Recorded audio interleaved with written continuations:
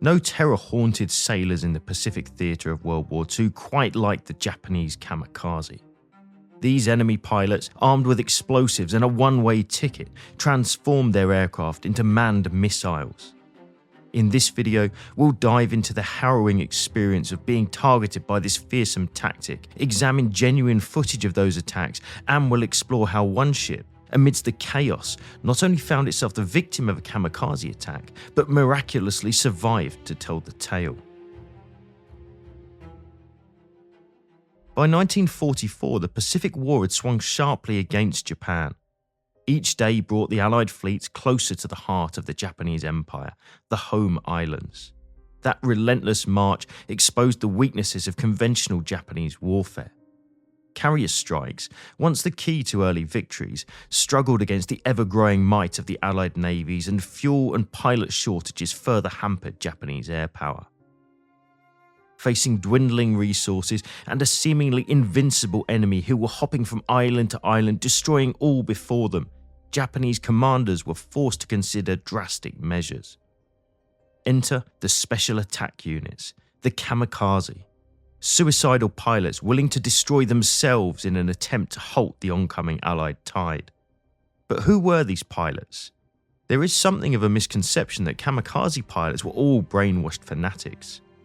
While a strong sense of nationalism and emperor worship was instilled in them, the reality is more nuanced. Many pilots were actually volunteers, driven by a complex mix of emotions. Facing the impending defeat of their nation, some felt a deep sense of duty to sacrifice themselves for their emperor and their homeland. Others were motivated by a desire to protect their families from the perceived horrors of an Allied invasion. The Special Attack Units, as they were officially named, were composed mostly of young men, some in their teens. While their training instilled skills and discipline, it was often rushed. They flew outdated planes, stripped of non-essential equipment and loaded with explosives. These planes became essentially human missiles, a stark contrast to the well-equipped and well-trained Allied aircrews they faced. The first official attack by a designated Special Attack Unit is widely accepted to have occurred during the Battle of Leyte Gulf in October 1944.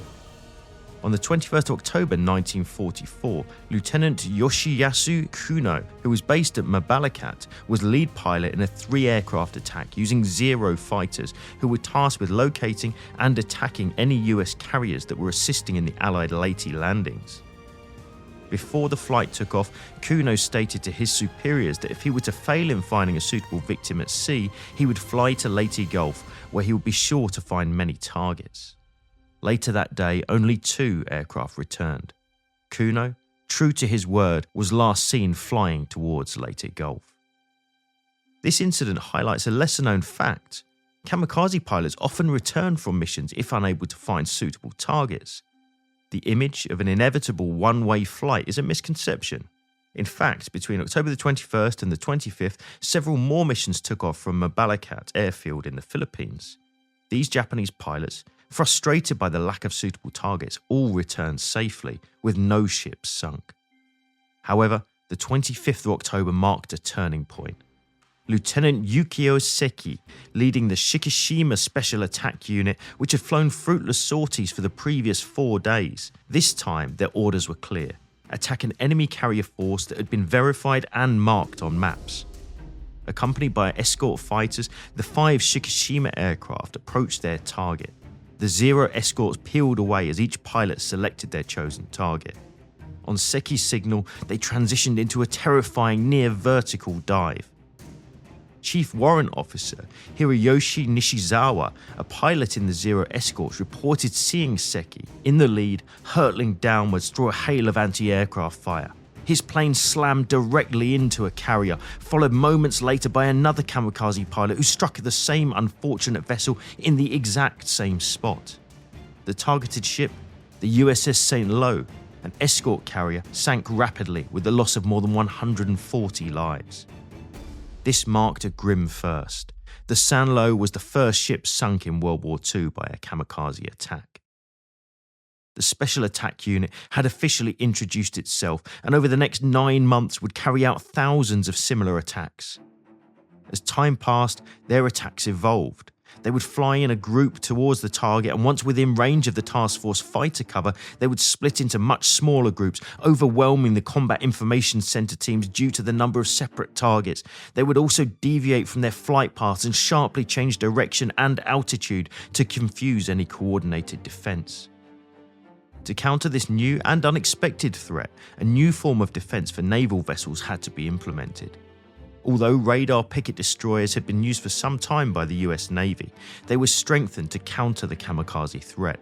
Positioned in varying distances from the main fleet, they could help track and intercept incoming attackers long before they threatened their main targets. Off Okinawa, 16 radar picket stations were arranged at distances from 18 to 95 miles.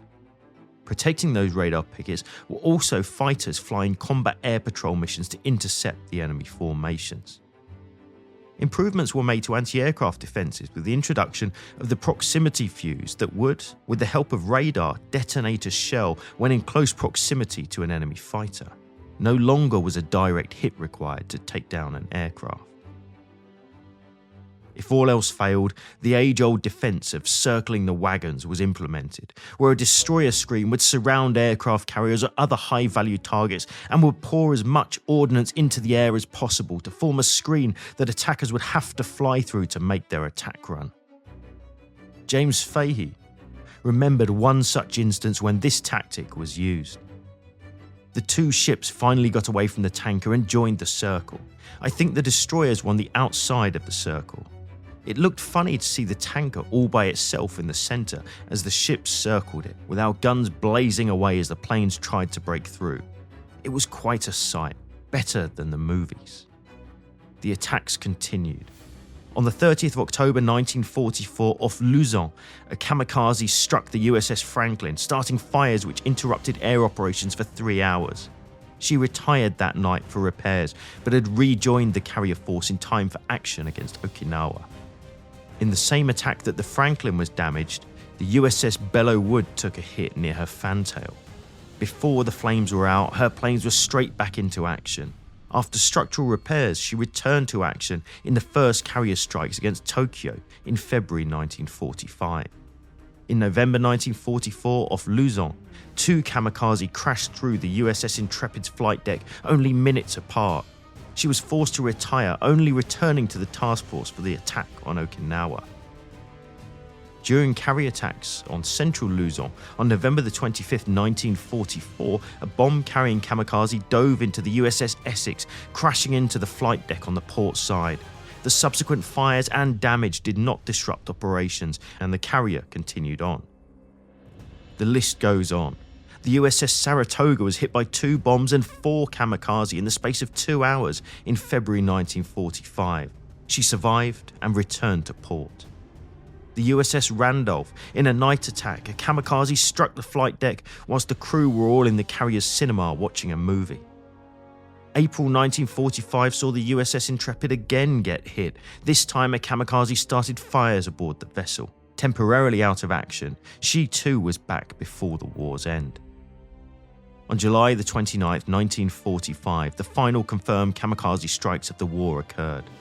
US Navy vessels, the USS Cassin Young and USS Horace A. Bass were targeted, suffering damage from these last-ditch efforts. Just 3 days prior, on July 26th, British ships taking part in Operation Livery, naval airstrikes on Japanese-occupied Malaya, also faced the kamikaze threat. The Royal Navy suffered a devastating loss when HMS Vestal was struck by a suicide attack, killing 20 and receiving so much damage that the crew had to be removed and the vessel scuttled. This marked the only instance of a British warship being sunk by a kamikaze attack and was the last Royal Navy loss of the conflict. However, amidst this tragedy, a stroke of incredible luck befell another ship taking part in the same operation, the HMS Sussex. Though targeted by a kamikaze pilot, the plane struck the hull of the vessel, causing only superficial damage.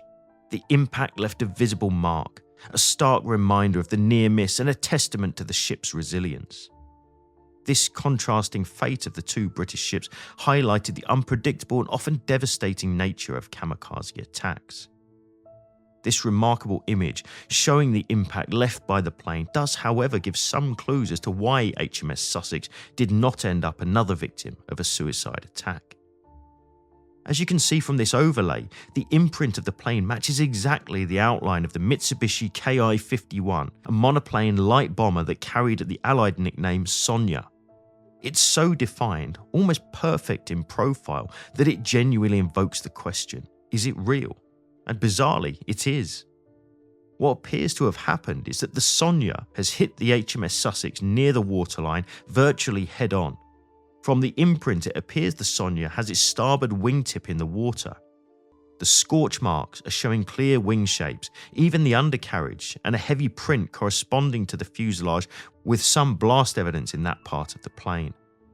An actual report of the incident states, a hostile aircraft approached the warship from the right side, flying low and directly towards the rear superstructure. The ship's defensive weapons targeted the aircraft, which was shot down in flames.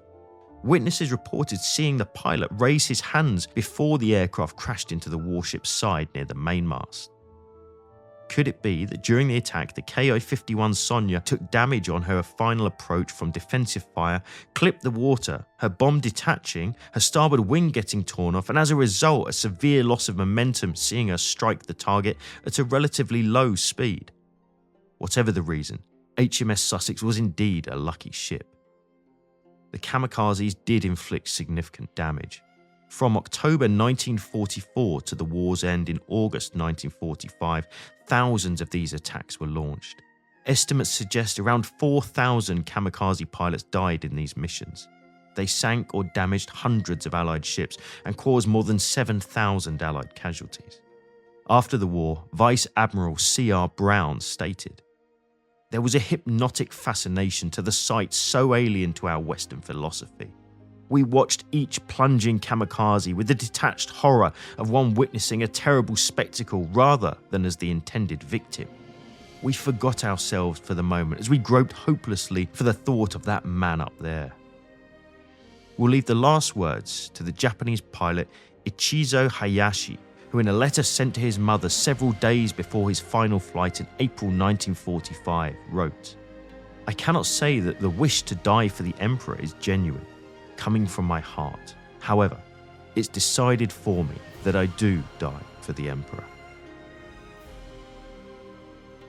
Thanks for watching. If you enjoy content like this and want to support the Battle Guide team to create more historic videos, why not check out our Patreon page, where for the price of just a cup of coffee, you can become part of a fantastic historic community and help us in our mission to continue to share high-quality content for free here on YouTube. That's all this time. We'll see you again soon.